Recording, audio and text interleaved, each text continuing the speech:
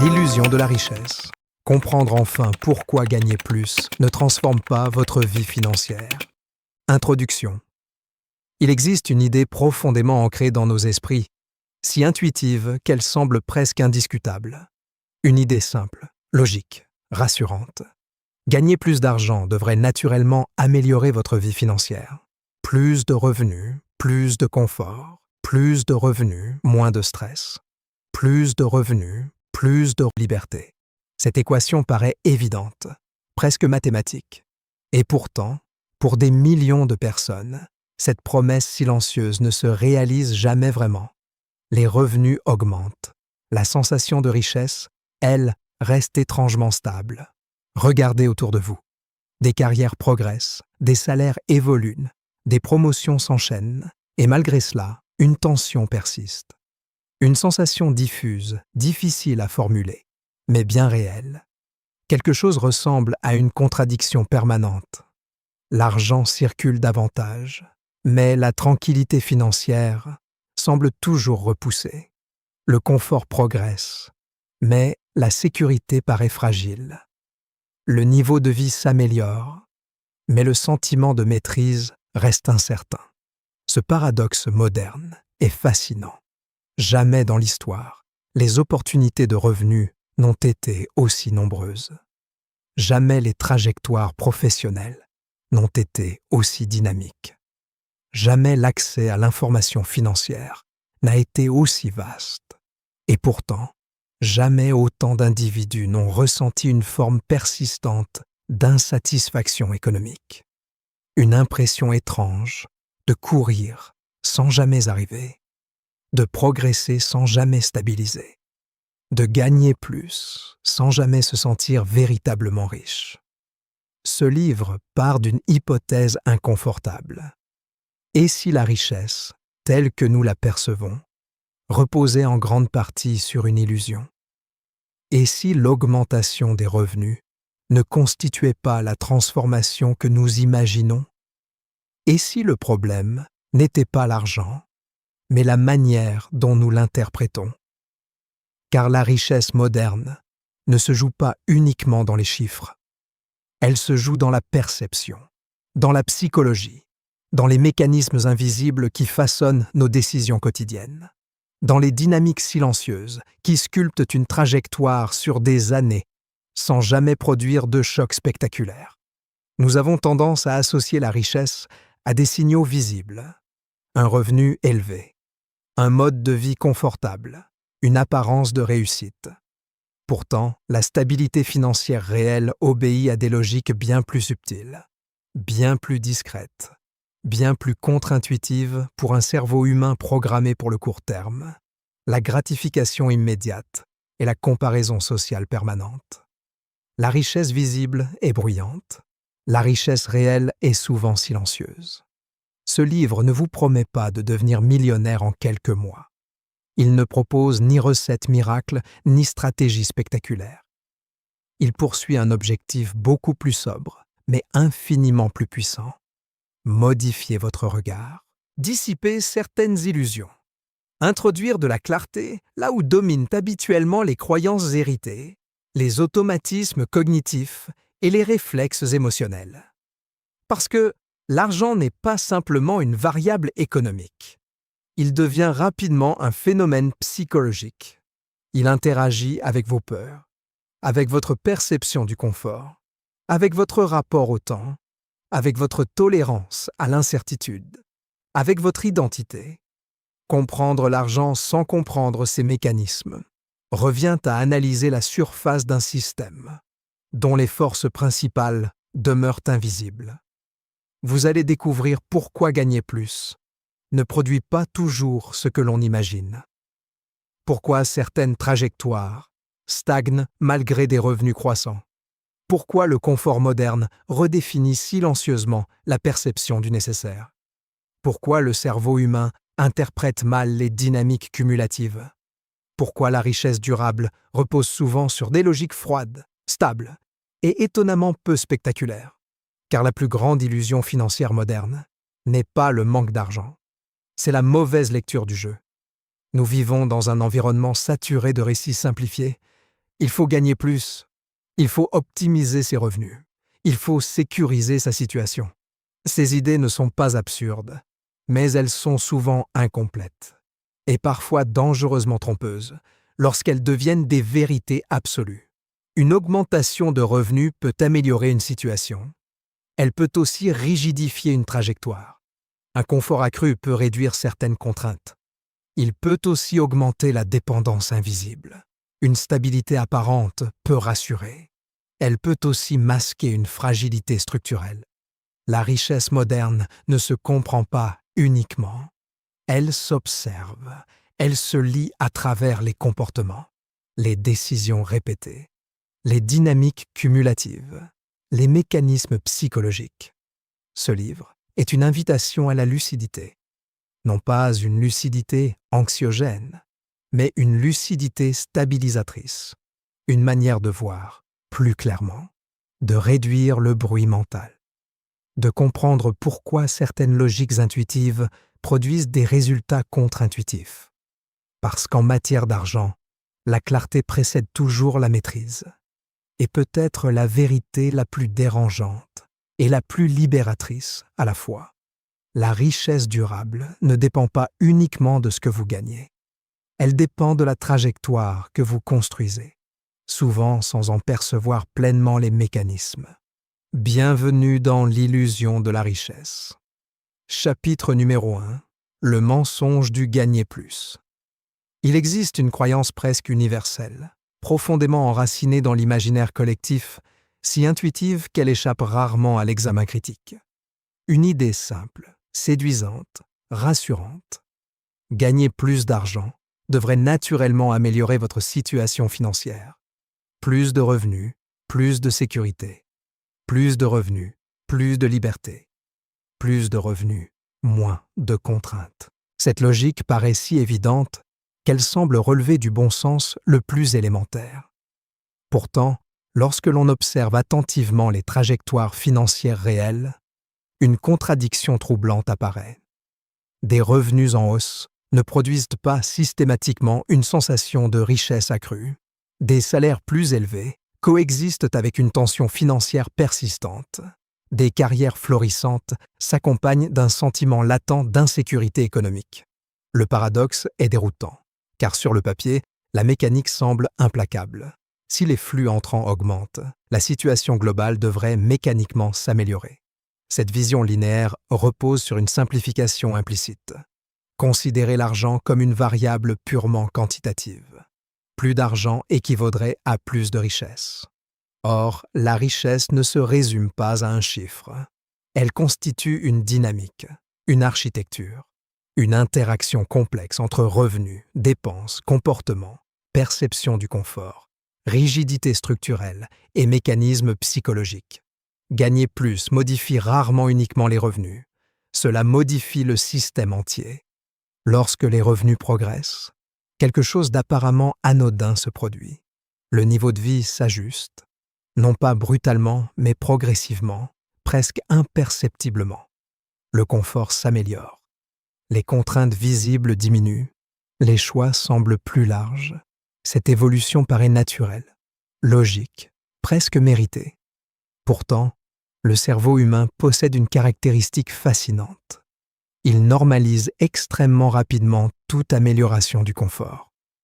Ce qui relevait hier du luxe devient aujourd'hui perçu comme standard, puis comme nécessaire, puis comme acquis. Le seuil psychologique du normal se déplace sans cesse. Ce phénomène, connu sous le nom d'adaptation hédonique, constitue l'un des mécanismes centraux de l'illusion financière moderne. Une augmentation de revenus produit une amélioration immédiate, mais cette amélioration cesse rapidement d'être perçue comme un progrès. Elle devient la nouvelle base, la nouvelle norme, le nouveau minimum psychologique acceptable. Ainsi naît une dynamique subtile, mais implacable. Les revenus augmentent, les attentes augmentent, les dépenses s'ajustent. La sensation de richesse reste étonnamment stable. Ce n'est pas une erreur de calcul, c'est une conséquence comportementale. L'individu ne perçoit pas une dérive, il perçoit une normalisation. une évolution naturelle du confort, une amélioration légitime du cadre de vie. Chaque ajustement isolé paraît rationnel. Un logement plus agréable, un véhicule plus confortable, des services facilitant le quotidien, des loisirs plus coûteux. Pris individuellement, ces choix semblent anodins. Ensemble, ils redessinent silencieusement la structure financière. Le système devient plus confortable, mais aussi plus rigide. La rigidité constitue une variable rarement perçue consciemment. Pourtant, elle représente un facteur déterminant de stabilité financière. Chaque charge fixe supplémentaire réduit la flexibilité future. Chaque engagement financier augmente la dépendance au maintien du flux. Chaque standard de confort devient une contrainte implicite. Ce qui était optionnel devient structurel. Ce qui était désir devient nécessité psychologique. Le confort progresse. La marge de manœuvre se contracte. C'est ici que le mensonge du « gagner plus » révèle sa véritable nature. Non pas une fausseté absolue, mais une simplification dangereuse. Gagner plus améliore souvent le confort. Il ne garantit pas la richesse structurelle. Il ne garantit pas la stabilité durable. Il ne garantit pas la liberté financière. Il peut même, paradoxalement, accroître certaines fragilités invisibles lorsque les revenus supplémentaires sont absorbés par une inflation progressive du mode de vie. La richesse ne dépend pas uniquement du niveau des flux. Elle dépend de la dynamique du système. Cette distinction fondamentale échappe à l'intuition humaine. Le cerveau raisonne localement. Il perçoit l'amélioration immédiate. Il ressent la diminution des contraintes présentes. Il sous-estime massivement les effets cumulatifs et la rigidification progressive. Une hausse de revenus procure une satisfaction instantanée. La dépendance structurelle accrue reste abstraite. Le cerveau célèbre le gain. Il ignore souvent la nouvelle contrainte implicite. Un autre mécanisme psychologique intervient alors. La perception relative. La satisfaction financière dépend rarement d'un niveau absolu. Elle dépend d'un contraste, d'un référentiel interne constamment recalibré. Ainsi, une amélioration réelle peut produire une satisfaction étonnamment faible lorsque le niveau de confort devient rapidement normalisé. Le progrès cesse d'être perçu comme un progrès. Il devient simplement la nouvelle normalité. Ce phénomène explique pourquoi tant d'individus expérimentent une sensation étrange et persistante. Gagner davantage sans jamais se sentir véritablement plus riche. Les chiffres progressent. La tension psychologique persiste. La stabilité perçue reste fragile. L'horizon de tranquillité financière semble constamment repoussé. Toujours légèrement plus loin. Le mensonge du « gagner plus » ne réside donc pas dans l'augmentation des revenus elles-mêmes, mais dans l'interprétation simplifiée de ses effets. Il entretient une illusion linéaire dans un système profondément dynamique. Il suggère qu'un flux supérieur produirait mécaniquement une transformation structurelle, alors que cette transformation dépend essentiellement des comportements, des décisions répétées et de la manière dont le système personnel absorbe cette variation. Gagner plus peut changer votre confort. Il ne change pas automatiquement votre trajectoire. La trajectoire dépend d'un ensemble de mécanismes silencieux, la structure des dépenses, la rigidité des engagements, la tolérance psychologique à l'écart entre revenus et niveau de vie, la capacité à résister à l'inflation du confort, la lecture des dynamiques cumulatives, la stabilité comportementale. La richesse durable est rarement une question d'intensité. Elle est une question d'inertie correctement orientée. Ce principe heurte frontalement notre intuition moderne. Nous associons naturellement la progression financière à l'intensité visible. Plus d'efforts, plus de revenus, plus de confort. Pourtant, les trajectoires économiques robustes émergent souvent de dynamiques plus discrètes. Constance, discipline, stabilité des comportements, gestion des asymétries, résistance aux impulsions environnementales. La richesse réelle progresse souvent dans le silence. L'illusion de richesse adore le bruit. Comprendre cela constitue la première rupture cognitive majeure. Tant que l'augmentation des revenus reste perçue comme la transformation centrale, les dynamiques invisibles demeurent torchants. Lorsque cette illusion se dissipe, une lecture beaucoup plus précise du jeu devient possible. Une lecture moins émotionnelle, moins intuitive, mais infiniment plus stable. Chapitre numéro 2. Les illusions modernes qui piègent tout le monde. Les pièges les plus efficaces ne ressemblent jamais à des pièges. Ils ressemblent à des récompenses. L'inflation invisible du mode de vie. Il existe une illusion moderne particulièrement insidieuse, si subtile qu'elle échappe à la majorité des individus, y compris les plus rationnels, les plus prudents, les plus organisés. Cette illusion ne provoque ni choc brutal, ni rupture spectaculaire. Elle agit lentement, silencieusement, presque élégamment. Elle accompagne souvent les réussites apparentes, les progressions de carrière, les améliorations de revenus. Elle se présente comme une conséquence naturelle du progrès personnel. Et pourtant, elle constitue l'un des mécanismes les plus puissants de stagnation financière, l'inflation du mode de vie. Lorsque les revenus augmentent, quelque chose d'apparemment logique se produit. Le confort s'améliore, les contraintes se relâchent, les choix s'élargissent. Ce mouvement semble parfaitement rationnel. Après tout, pourquoi gagner davantage si ce n'est pour vivre mieux? Pourquoi produire plus d'efforts sans ajuster le niveau de confort? Cette logique intuitive possède une force psychologique immense. Elle semble relever du bon sens le plus élémentaire. Mais c'est précisément dans cette évidence apparente que se dissimule le piège. Le cerveau humain ne perçoit pas le confort comme un luxe durable. Il le normalise rapidement. Ce phénomène, bien documenté en psychologie comportementale, porte un nom, l'adaptation hédonique. Ce qui génère initialement une satisfaction devient progressivement perçu comme standard, puis comme nécessaire, puis comme acquis. Le seuil psychologique de satisfaction se déplace en permanence. Les dépenses autrefois exceptionnelles deviennent ordinaires. Les charges fixes augmentent.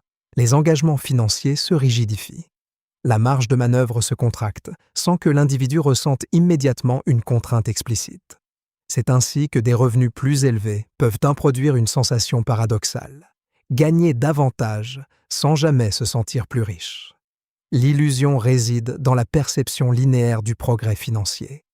Nous imaginons intuitivement une relation directe entre augmentation des revenus et amélioration de la situation économique. Pourtant, la dynamique réelle est souvent non linéaire. Une hausse de revenus déclenche fréquemment une hausse proportionnelle, voire supérieure, des dépenses structurelles. L'individu améliore son confort immédiat, mais accroît simultanément sa dépendance au maintien du flux.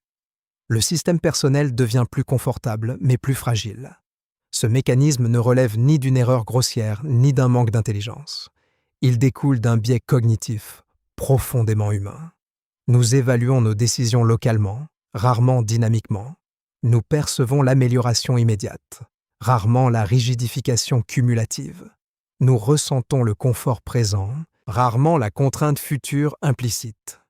La richesse durable dépend moins du niveau de vie que de la distance entre revenus et rigidité structurelle. Cette idée heurte une intuition moderne dominante. L'association entre réussite visible et santé financière réelle. Or, la visibilité et la stabilité obéissent à des logiques distinctes. Le piège du confort progressif. Le confort constitue l'une des forces psychologiques les plus puissantes dans la vie économique moderne. Il ne se contente pas d'améliorer l'expérience quotidienne. Il redéfinit silencieusement la perception du normal, du supportable, du nécessaire. Ce déplacement progressif est presque imperceptible. Il ne génère ni tension immédiate, ni résistance cognitive. Il se présente comme une évolution naturelle. Le problème fondamental du confort n'est pas son existence. Il réside dans sa dynamique cumulative. Chaque amélioration du niveau de vie semble anodine lorsqu'elle est isolée. Un logement plus agréable, une voiture plus confortable, des abonnements supplémentaires, des services facilitant le quotidien, des loisirs plus coûteux. Pris individuellement, ces ajustements apparaissent parfaitement justifiables. Ils s'inscrivent dans une logique de récompense de l'effort, d'optimisation du bien-être. d'amélioration de la qualité de vie. Mais la mécanique réelle ne se joue pas dans les décisions isolées. Elle se joue dans l'accumulation. Chaque charge fixe supplémentaire réduit la flexibilité future. Chaque engagement financier rigidifie la structure personnelle. Chaque standard de confort devient une contrainte implicite. L'individu ne perçoit pas une dégradation, il perçoit une normalisation. C'est ainsi que naît une illusion redoutablement efficace. La sensation de progression sans progression structurelle. Le confort progressif produit une forme particulière d'aveuglement cognitif. Il atténue la perception du risque. Il réduit la tolérance à l'incertitude. Il renforce l'aversion à toute perturbation du flux. Plus le système devient confortable, plus il devient psychologiquement difficile d'accepter des asymétries impliquant une instabilité temporaire, même lorsque ces asymétries sont rationnellement favorables. Le confort ne se contente pas de modifier vos dépenses, il modifie votre tolérance psychologique au changement. Ce mécanisme explique pourquoi certaines trajectoires financières stagnent malgré des revenus croissants. L'énergie mentale est progressivement mobilisée pour maintenir le niveau de confort plutôt que pour optimiser la structure globale. La stabilité apparente masque une dépendance croissante. Argent, statut et illusion sociale. L'argent, dans les sociétés modernes, dépasse largement sa fonction économique. Il devient un signal, un indicateur, un marqueur social. Il interagit avec la perception du statut, de la réussite, de la crédibilité, parfois même de la valeur personnelle. Cette dimension symbolique transforme profondément les comportements financiers. Une dépense n'est plus uniquement évaluée pour son utilité fonctionnelle. Elle est évaluée pour sa signification sociale implicite. Le cerveau humain est profondément social. Il compare, il évalue, il se positionne, il interprète constamment son environnement relationnel. Cette dynamique produit un phénomène puissant, la consommation de signalisation. L'individu n'achète pas uniquement un bien ou un service. Il achète une perception, une image, une cohérence identitaire, une validation implicite. Les réseaux sociaux ont amplifié ce mécanisme à une échelle inédite. La visibilité permanente des modes de vie crée une distorsion cognitive massive. Les individus sont exposés à une vitrine continue de confort, de voyages, de biens, d'expériences soigneusement sélectionnées. Cette exposition modifie silencieusement la perception du normal et du désirable. L'illusion moderne majeure consiste à confondre richesse visible et stabilité réelle. Une grande partie de ce qui est perçu comme richesse relève en réalité du flux et de l'endettement, rarement d'une structure robuste. Pourtant, le cerveau humain réagit aux signaux visibles bien plus qu'aux réalités invisibles. Ce biais produit une pression implicite, une norme silencieuse, une redéfinition du standard perçu. L'individu ajuste inconsciemment ses attentes, ses désirs, ses comportements, non en fonction de mécanismes rationnels, mais en réponse à des dynamiques sociales et émotionnelles. L'argent cesse d'être un outil. Il devient un langage social, réseaux sociaux et fabrication de la fausse richesse. Jamais dans l'histoire humaine, les individus n'ont été autant exposés à la vie des autres. Jamais les comparaisons n'ont été aussi constantes, aussi visuelles, aussi instantanées, aussi soigneusement mises en scène. Les réseaux sociaux ont profondément modifié notre environnement cognitif. Ils n'ont pas seulement changé la manière dont nous communiquons, ils ont transformé notre perception du succès, du confort, de la normalité économique et surtout, notre perception de la richesse. Le cerveau humain n'est pas conçu pour interpréter correctement un flux permanent d'images filtrées, sélectionnées, optimisées pour capter l'attention. Pourtant, c'est précisément ce qu'il subit quotidiennement. Il observe des voyages spectaculaires, des voitures luxueuses, des appartements élégants, des restaurants coûteux, des modes de vie apparemment fluides, détendus, abondants. Il ne voit ni les contraintes invisibles, ni les dettes, ni les angoisses, ni les compromis, ni les fragilités structurelles. Il ne voit que la surface. Et le cerveau, fidèle à sa logique primitive, interprète cette surface comme une réalité statistique. Ce mécanisme produit une distorsion cognitive massive. Ce qui était autrefois exceptionnel devient progressivement perçu comme fréquent. Ce qui relevait du luxe devient assimilé aux standards implicites. Ce qui était rare devient psychologiquement normalisé. L'individu ne se compare plus à son environnement immédiat, mais à une vitrine mondiale composée d'extraits soigneusement choisis. La richesse visible devient omniprésente. La richesse réelle reste invisible. Cette asymétrie crée une illusion redoutable. Elle ne génère pas nécessairement de jalousie explicite. Elle produit quelque chose de bien plus subtil, un déplacement du référentiel interne. L'individu ajuste inconsciemment sa perception du niveau de vie normal, du confort raisonnable, des attentes légitimes. Ce glissement est progressif, silencieux, psychologiquement indolore. Le cerveau ne dit pas « ceci est une mise en scène ». Il dit « ceci est le monde ». Or, une grande partie de ce qui est perçu comme richesse relève en réalité du flux et du crédit. Des modes de vie soutenus par des revenus élevés mais fragiles, des engagements financiers lourds, des structures rigides, des pressions invisibles. Mais ces éléments structurels ne produisent aucun signal visuel immédiat. Ils n'existent pas dans la vitrine.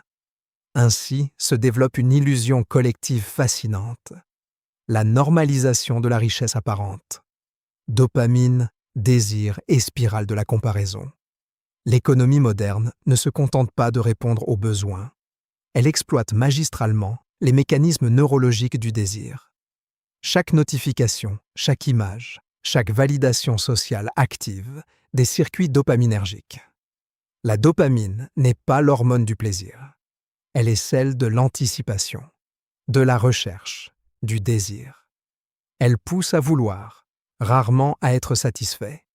Les réseaux sociaux constituent une machine d'amplification dopaminergique d'une efficacité spectaculaire. Chaque exposition à un mode de vie perçu comme supérieur déclenche une micro-comparaison. Chaque comparaison génère une tension psychologique légère mais répétée. Chaque tension nourrit un désir implicite d'ajustement, non nécessairement conscient, non nécessairement formulé, mais présent.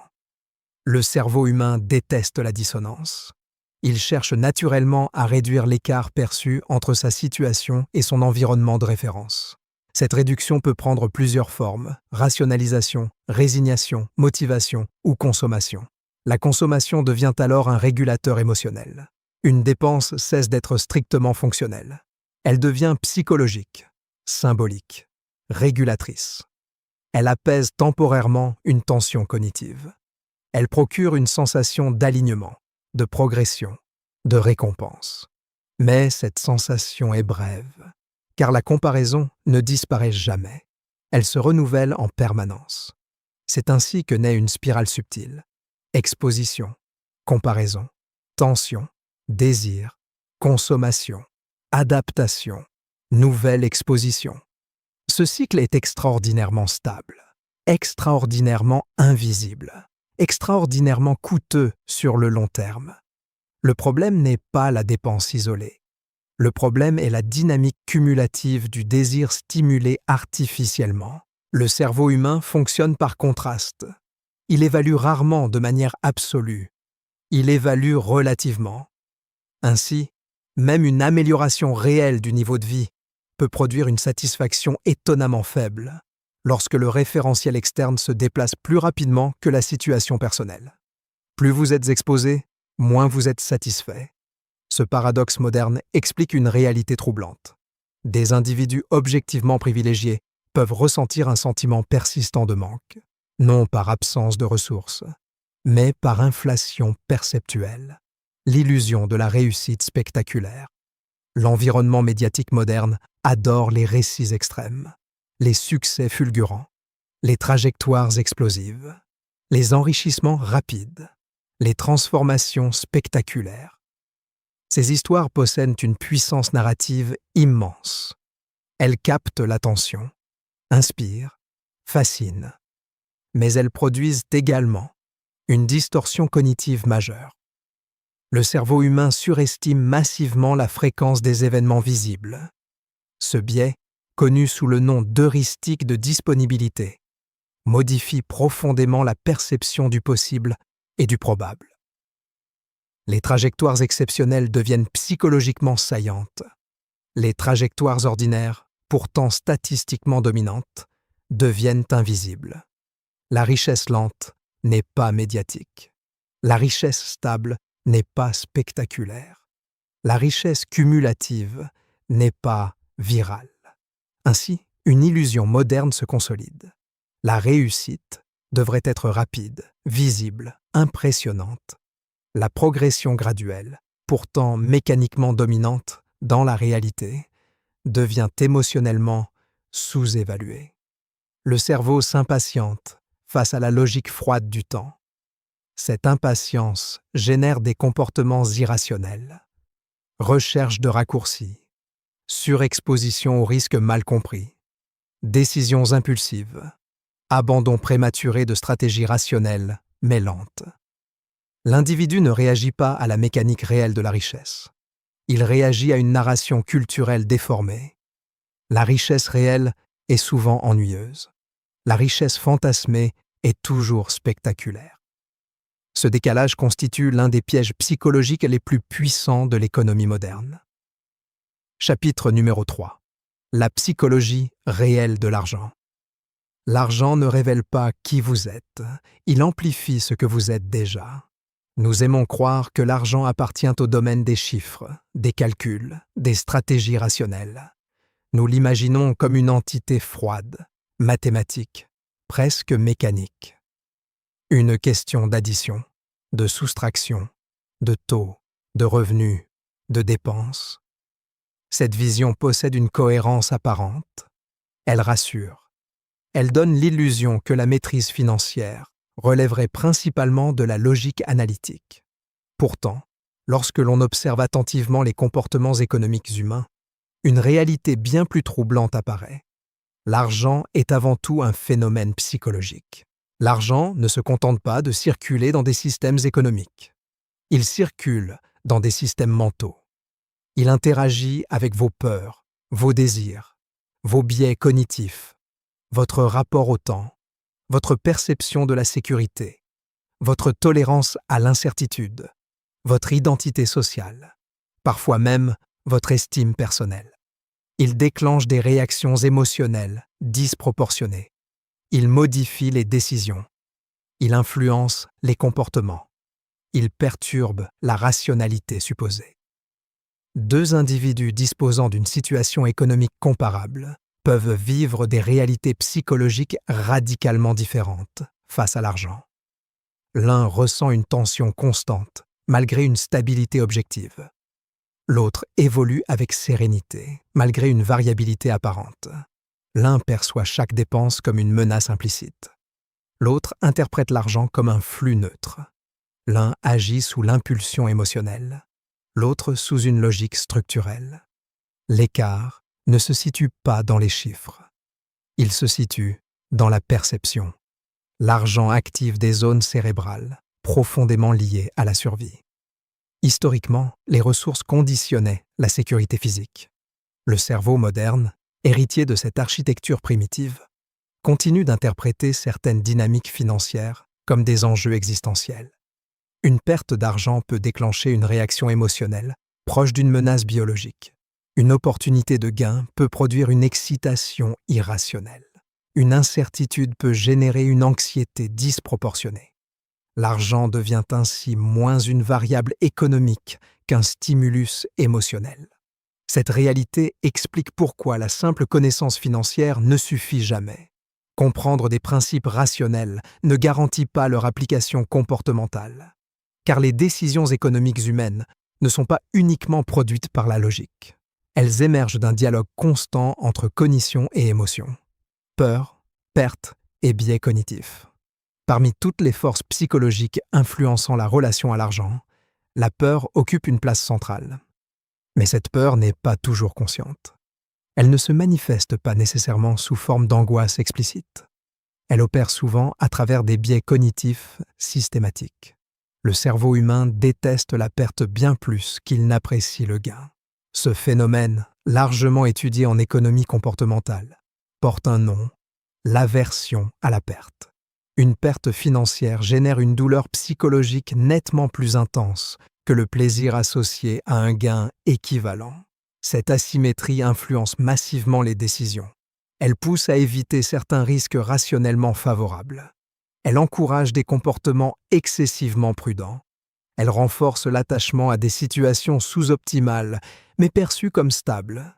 La peur financière ne concerne pas uniquement l'argent. Elle concerne ce que l'argent symbolise: sécurité, stabilité, contrôle, statut, liberté, protection contre l'incertitude. Ainsi, une décision financière n'est jamais évaluée uniquement pour sa logique économique. Elle est évaluée pour son impact émotionnel implicite. Le cerveau ne demande pas « est-ce rationnel ?», il demande « est-ce confortable psychologiquement ?»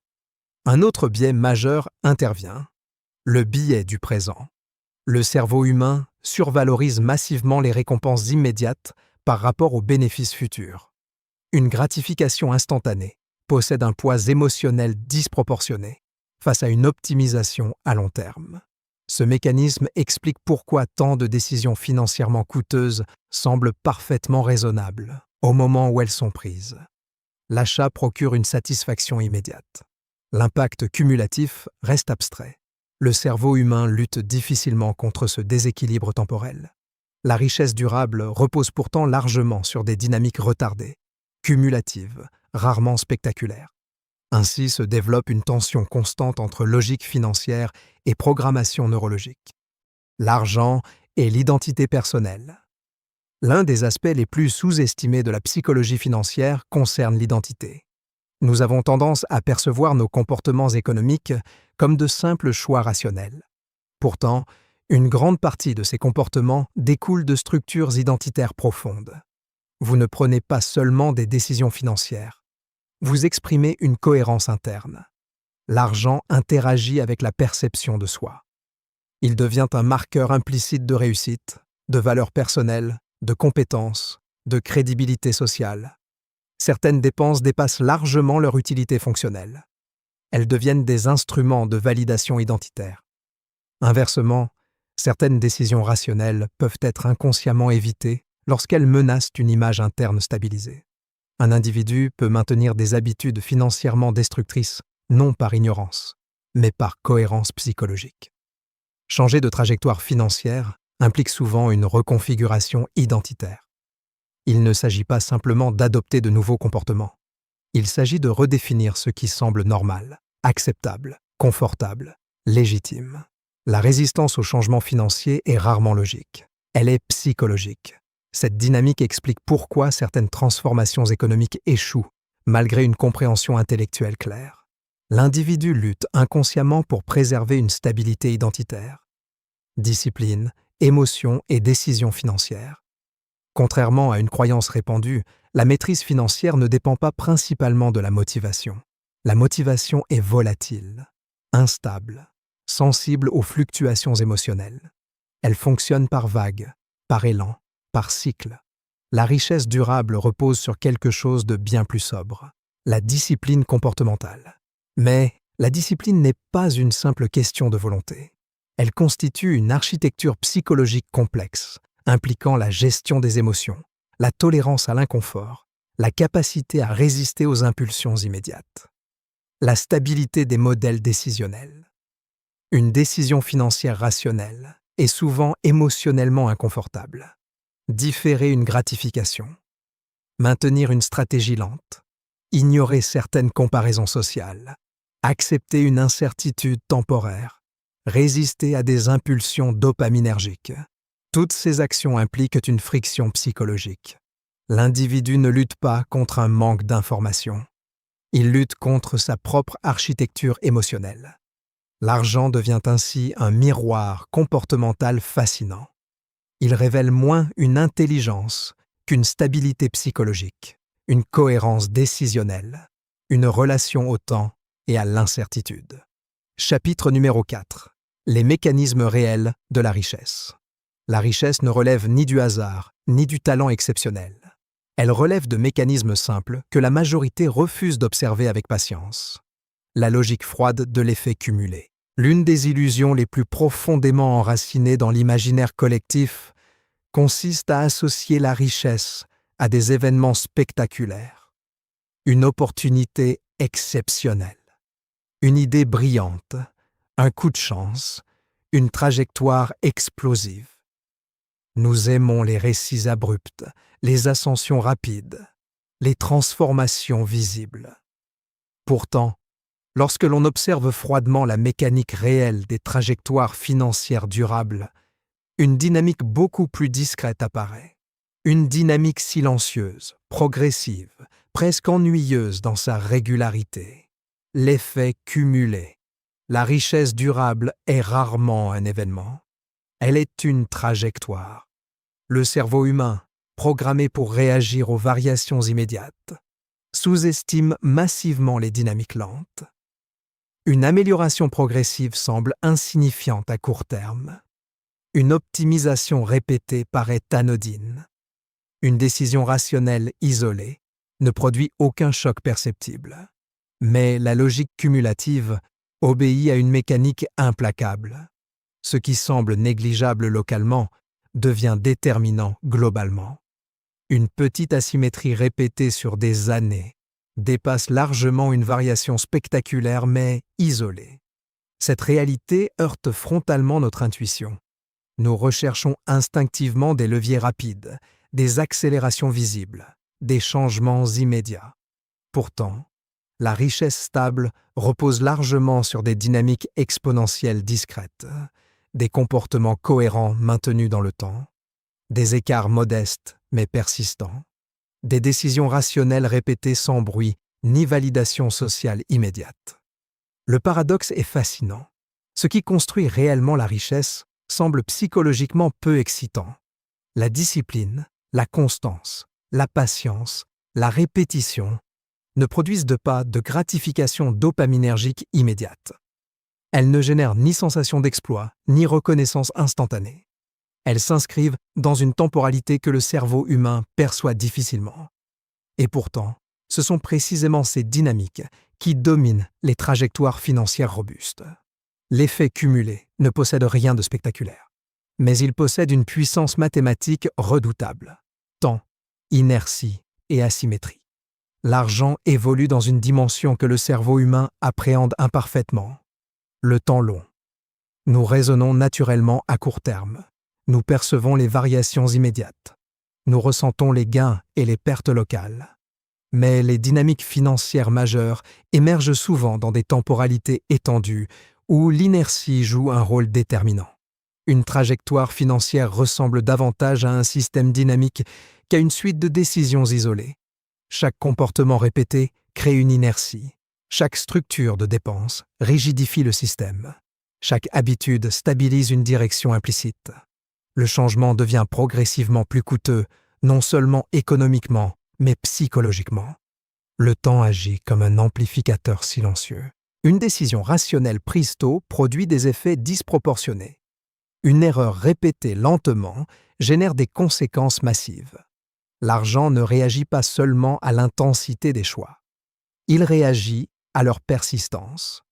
La richesse obéit largement à des logiques asymétriques. Certaines décisions génèrent des impacts limités. D'autres produisent dans des effets cumulatifs considérables.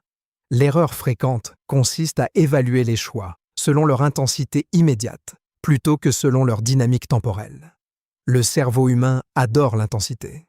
La richesse adore la cohérence. Cette distinction explique pourquoi tant de trajectoires stagnent malgré des efforts significatifs.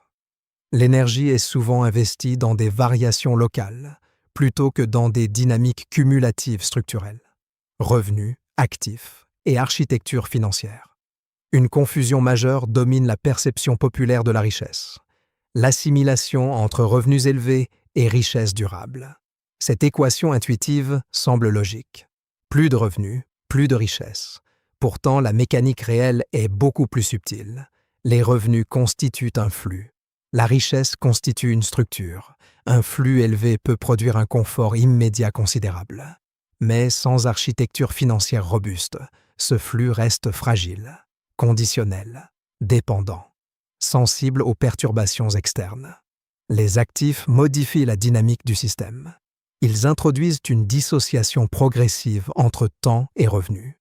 Ils créent des mécanismes cumulatifs indépendants de l'effort direct. Ils réduisent la dépendance critique à un flux unique. Cette logique ne relève pas d'une sophistication financière complexe. Elle relève d'une mécanique structurelle simple.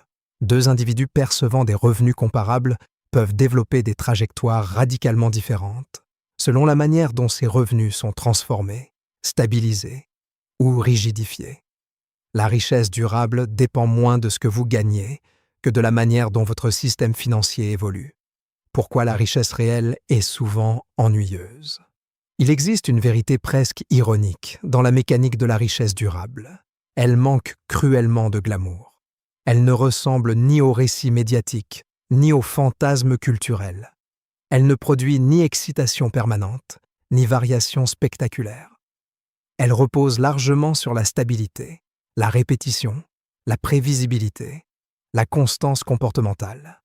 Or, le cerveau humain est attiré par la nouveauté, l'intensité, la stimulation.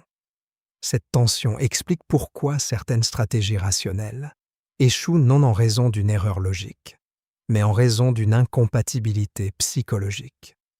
L'individu s'ennuie, s'impatiente, cherche de la stimulation, introduit de la variabilité inutile, perturbe des dynamiques cumulatives favorables.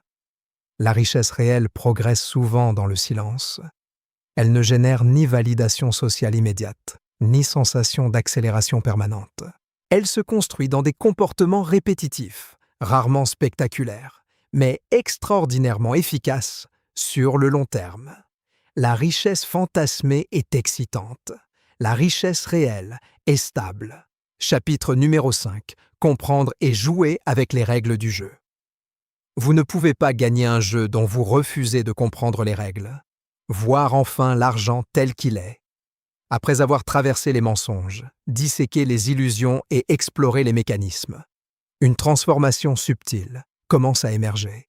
Non pas une transformation spectaculaire, visible, dramatique, mais quelque chose de beaucoup plus profond et durable. Un déplacement du regard. Car la maîtrise financière ne commence ni dans les revenus, ni dans les stratégies complexes, ni dans les opportunités rares. Elle commence dans la perception, dans la manière dont vous regardez l'argent, dans la manière dont vous interprétez ses dynamiques, dans la manière dont vous décidez face à lui. L'argent cesse alors d'être une source d'émotion pour devenir un système. Cette distinction est fondamentale.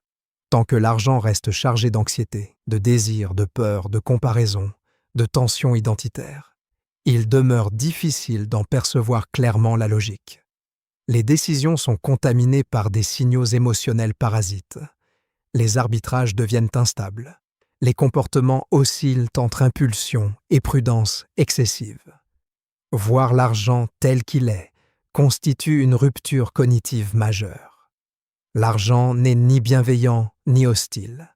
Il n'est ni moral ni injuste. Il n'est ni généreux ni cruel. Il est neutre. Il répond à des dynamiques structurelles, probabilistes, cumulatives. Il amplifie les comportements cohérents. Il pénalise les incohérences répétées. Il reflète la logique des décisions, rarement l'intensité des intentions. Cette lucidité produit un effet étonnamment apaisant.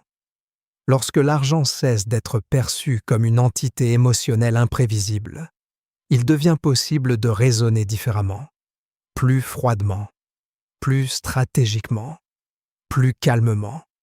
Le bruit psychologique diminue. Les décisions gagnent en stabilité. Reprendre le contrôle des dynamiques invisibles. La majorité des trajectoires financières ne sont pas le produit d'événements exceptionnels. Elles émergent de dynamiques silencieuses, répétées, souvent invisibles à l'échelle locale. Des comportements automatiques, des micro-décisions, des arbitrages anodins, des habitudes stabilisées. Reprendre le contrôle implique d'intervenir non sur les événements, mais sur les mécanismes. Il ne s'agit pas de chercher des coups spectaculaires, Il s'agit de stabiliser des logiques. La discipline financière n'est pas une contrainte punitive. Elle devient une architecture décisionnelle, une manière de réduire la variabilité inutile, une manière d'éviter les perturbations émotionnelles, une manière d'aligner les comportements avec les dynamiques cumulatives favorables. L'argent récompense rarement l'intensité. Il récompense la cohérence. Ce principe transforme profondément la relation au temps. La patience cesse d'être perçue comme une frustration. Elle devient un levier. La lenteur cesse d'évoquer une stagnation. Elle devient une dynamique cumulative. Construire une stabilité plutôt qu'une illusion de richesse. Une autre transformation critique s'opère lorsque la perception de la richesse évolue. La richesse visible, spectaculaire, impressionnante, perd progressivement son pouvoir psychologique. Une nouvelle priorité émerge, la stabilité structurelle. La stabilité financière réelle est discrète, souvent invisible, rarement spectaculaire. Elle ne produit pas nécessairement de signaux sociaux forts. Elle ne génère pas toujours d'admiration immédiate. Mais elle offre quelque chose de bien plus précieux. La liberté cognitive. Moins de stress, moins de dépendance émotionnelle au flux, moins de fragilité face aux perturbations externes, plus de marge de manœuvre, plus de clarté décisionnelle. La richesse réelle ressemble davantage à une réduction de vulnérabilité qu'à une accumulation ostentatoire. Cette inversion perceptuelle modifie radicalement les arbitrages. Les décisions cessent d'être guidées par la comparaison ou l'impulsion. Elles s'inscrivent dans une logique de robustesse systémique. Le véritable enjeu, la trajectoire. Au fond, ce livre ne parle pas uniquement d'argent. Il parle de trajectoire, de direction implicite, de dynamique cumulative. L'argent devient un miroir fascinant des comportements humains face au temps, au risque, au confort, à la discipline, à la perception. Une vie financière n'est pas une suite d'événements, c'est une dynamique. Chaque décision répétée renforce une inertie. Chaque habitude stabilise une direction. Chaque comportement cohérent amplifie une trajectoire. La transformation la plus puissante n'est pas l'augmentation brutale des revenus. C'est la correction progressive de la direction. Car une trajectoire légèrement optimisée mais maintenue dans le temps dépasse presque toujours une accélération spectaculaire, mais instable. L'argent amplifie le long terme, toujours. Conclusion. La richesse ne se joue pas dans ce que vous gagnez, mais dans la trajectoire que vous construisez, sans même vous en rendre compte. Nous passons une grande partie de notre vie à poursuivre une promesse silencieuse. Une équation simple, intuitive, presque hypnotique. Gagner plus devrait logiquement améliorer notre situation. Plus de revenus, plus de confort. Plus de revenus, plus de sécurité. Plus de revenus, plus de liberté. Cette logique paraît si évidente qu'elle structure des carrières entières, des choix de vie, des sacrifices, des ambitions, des inquiétudes, parfois même une identité complète. Et pourtant, pour des millions de personnes, cette transformation attendue ne se produit jamais vraiment. Les revenus augmentent, les contraintes persistent, le confort progresse, la sensation de stabilité reste fragile. Ce paradoxe moderne ne relève ni d'un manque d'effort, ni d'un défaut d'intelligence. Il découle d'une illusion profondément ancrée. Confondre flux et richesse, progression visible et transformation structurelle, amélioration du niveau de vie et construction d'une trajectoire financière robuste. Car la richesse moderne n'est pas un événement, elle est une dynamique façonnée par des mécanismes invisibles, des décisions répétées, des comportements stabilisés, des perceptions du confort, des arbitrages silencieux, des biais psychologiques, des inerties cumulatives. Rien ne se joue réellement dans une décision isolée. Tout se joue dans la répétition. L'argent ne réagit pas à vos intentions. Il amplifie vos comportements. Cette vérité, souvent dérangeante, possède pourtant une puissance profondément libératrice. Elle retire à la richesse son aura mystique. tout en la rendant mécaniquement compréhensible. Elle transforme une quête émotionnelle floue en système observable. Elle remplace la fascination par la lucidité. Vous n'avez pas simplement des revenus, vous avez une trajectoire. Chaque dépense répétée renforce une inertie. Chaque habitude stabilise une direction. Chaque standard de confort redéfinit une contrainte implicite. Chaque décision cohérente amplifie une dynamique cumulative. La richesse réelle progresse rarement dans le spectaculaire. Elle progresse dans la stabilité, dans la cohérence, dans la discipline comportementale, dans la lecture correcte des mécanismes. Et peut-être la rupture cognitive la plus importante de toutes. Gagner plus ne constitue pas une transformation en soi. Ce n'est qu'une variable, une variation du flux, une modification locale d'un système beaucoup plus vaste. Une augmentation de revenus peut améliorer votre confort. Elle peut aussi rigidifier votre dépendance. Un confort accru peut réduire certaines contraintes visibles. Il peut aussi créer des contraintes invisibles. Une stabilité apparente peut rassurer. Elle peut aussi masquer une fragilité structurelle. La richesse moderne est moins une question d'intensité qu'une question d'inertie. Une inertie correctement orientée, calibrée, stabilisée. Ce livre n'avait pas pour objectif de vous apprendre à gagner plus. Il visait quelque chose de bien plus fondamental. Modifier votre regard, dissiper certaines illusions. Introduire de la clarté, là où dominent habituellement les automatismes cognitifs, les croyances héritées et les réflexes émotionnels. Car en matière d'argent, la clarté change tout. Elle réduit le bruit mental. Elle stabilise les décisions. Elle apaise les tensions inutiles. Elle transforme la perception du jeu. L'argent cesse alors d'être une source permanente de friction psychologique. Il devient un système neutre, froid, logique, qui amplifie la cohérence et pénalise l'incohérence répétée. L'argent n'est ni votre ennemi, ni votre sauveur. Il est un miroir implacablement logique, un miroir extraordinairement stable, un miroir qui reflète moins ce que vous souhaitez que ce que vous construisez réellement. La question n'est donc plus « comment gagner plus ?» La question devient « quelle trajectoire suis-je en train de renforcer ?» Car à long terme, l'argent ne récompense ni ne punit. Il révèle simplement la logique cumulative de vos décisions. Et derrière l'argent se cache une vérité plus vaste encore. La richesse n'est pas uniquement financière. Elle devient cognitive, psychologique, structurelle, une réduction de vulnérabilité, une stabilisation des dynamiques, une liberté silencieuse, rarement spectaculaire, mais profondément réelle. La richesse visible attire l'attention. La richesse réelle apaise l'existence. Peut-être est-ce là, finalement, la vérité la plus brutale et la plus libératrice à la fois.